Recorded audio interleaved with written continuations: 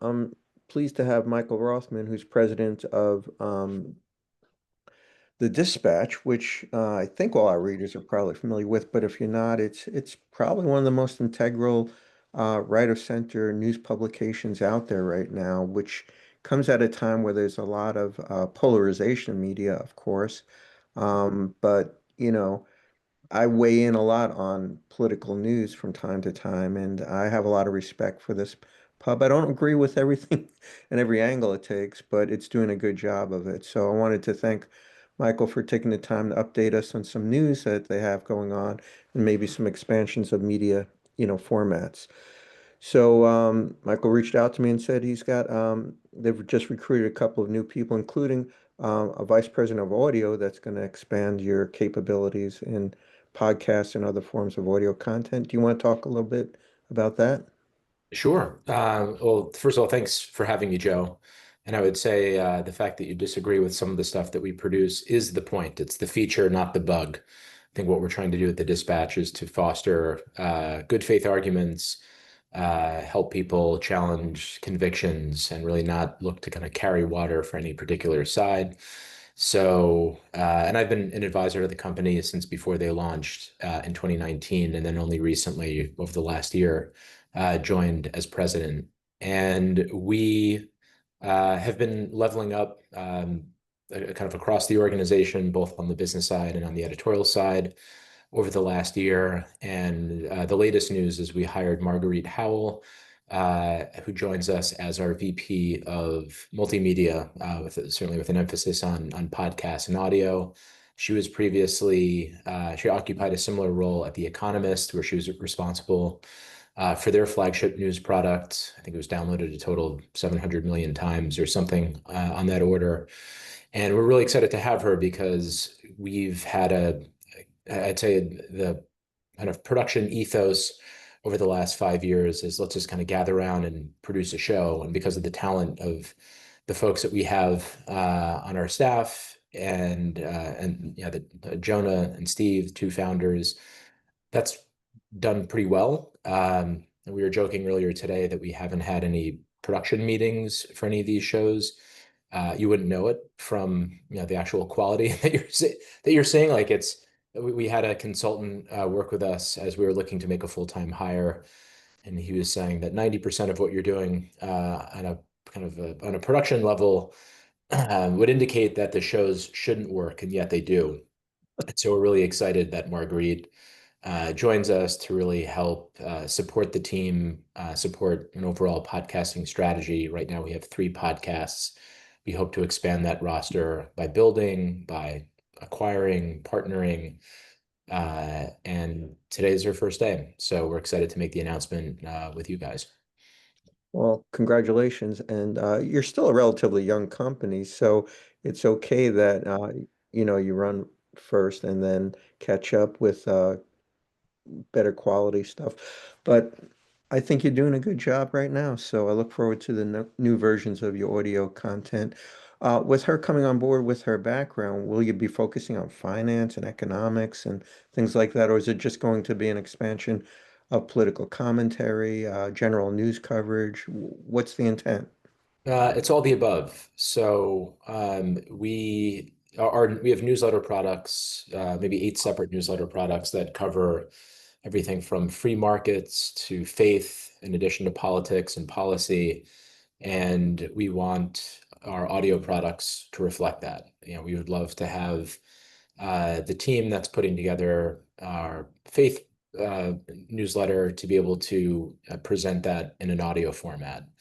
We think there's an opportunity to convert some of our written content into audio products, verbatim, through some of these novel tools, or by just being a bit more active and having writers show up on podcasts to talk about some of the research and perspectives that they glean from putting these articles together.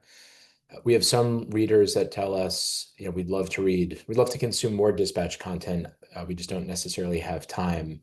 I think what we've adroitly interpreted that is, while they might have time, the kind of the time, the attention that they have available doesn't necessarily conform to the formats that we're providing right now. So they might have time to listen to a podcast, maybe a shorter version of a podcast on the way to work or while waiting in line, but they may not have, that same time and quality of attention to dedicate to an article, 2,000 word article that requires more of a lean in experience. So we hope that Marguerite can expand some of that flexibility of translating a written work into audio formats, coming up with novel audio formats. And also notably, we haven't been doing much in video. And so I think that's a really big opportunity for us. We have a very nominal presence on YouTube that we haven't focused on just yet, even though we're seeing increasingly much more podcast consumption is happening on YouTube, much more just general brand discovery is happening on YouTube. And so we expect that that'll be a big part of the strategy moving forward, is converting our podcast into higher quality video and developing kind of net new video products as well. Cool. Well, you mentioned multimedia as part of our portfolio. Are there any other extensions you're starting to look at? Maybe some next generation things like the metaverse or anything like Right. that? I think the jury is in on the metaverse. I don't know if it's actually going to take off. Uh, no, I don't think we're going to get that clever. I think we have plenty of surface area right now with the existing platforms that we're on. We acquired a company called SCOTUS Blog several months ago, and we just had our first major offline summit for SCOTUS Blog last week.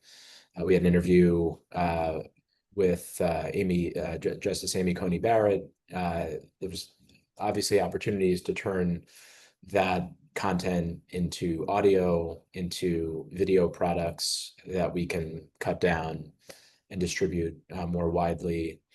Uh, SCOTUS Blog also operates a TikTok account that has over 500,000 followers, and we have a really great personality in Katie Barlow, who helms the SCOTUS Blog account and does a really great job distilling what's going on in the court for more of a general interest audience.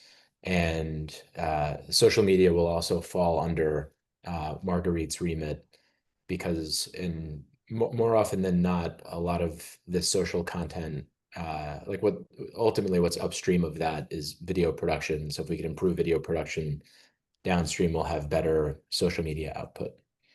So, in general, to create more snackable, and I don't mean that in a denigrating way, but Right, in certainly. accessible way, variants of your content so that a broader audience can process it.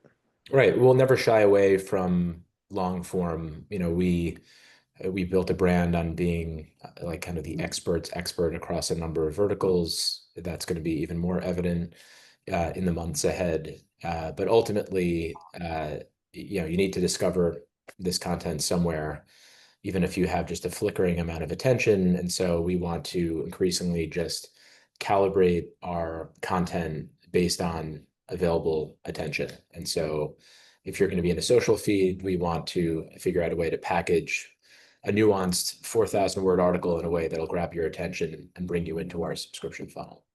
And I think you have some other news to share, a new board member, and why is that important? Yes, we've been leveling up, as I mentioned, at the executive level and kind of across the company, including on our company board of directors. We have a new independent board of director in Fred Ryan, who currently runs the Reagan Center, with a big emphasis on promoting um, civil discourse. And that's just, very much of a kind with what we're doing at the Dispatch. And so incredibly happy to have Fred Ryan, who started his career in the Reagan administration. And, his last professional gig in media was running Washington Post, obviously incredibly relevant to the work that we're doing. So really happy to have, his depth of experience to our roster. Well, thank you for doubling down on civil discourse. I can't think of a better moment in time to be doing that. Just as a final wrap-up question, for those readers of ours who are not in-depthly familiar with the Dispatch, can you just give us like the 10,000 foot view of why it's important, what your position is in the news marketplace. Yeah, so it's a subscription news media company that has more of an emphasis on kind of like center right in terms of our like political orientation. That's as much of an admission of the priors of our principles. So our two founders, Jonah Goldberg, was a founding online editor at National Review, national pundit for 30 plus years. Steve Hayes was formerly the editor-in-chief of the Weekly Standard, previously one of the standard bearers of center right thinking. Um, but ultimately, I think what we've recognized in this environment is that labels don't necessarily mean what they used to. And so, really, what we endeavor to do at the Dispatch is to provide a platform for rigorously reported news and good faith analysis across everything from politics and policy to free markets, family, faith, culture. Um, and that's more of the B2C offering. And we have this emerging B2B offering where we really focus in on what we call critical industries. So the law, where we have a podcast advisory opinions, which is much more like analytically focused and opinion oriented. We have SCOTUS blog, which is much more kind of journalistic in its orientation, providing news about the court. SCOTUS blog has been a standard bearer in Supreme Court coverage for 22 years. And we're also about to launch an energy vertical that'll go live tomorrow, which will kind of cover the world of energy innovation uh, through a variety of writers who represent various areas of expertise. And so, in sum, we look at the Dispatch as a news media product that serves serious people who work in critical industries. Well, on a personal note, I just want to thank you for giving me something that's right of where I would normally be reading these days, that's credible, authentic, professionally produced, and provides another point of view. So that's important for all of us. Terrific. Well, we're happy to provide that service.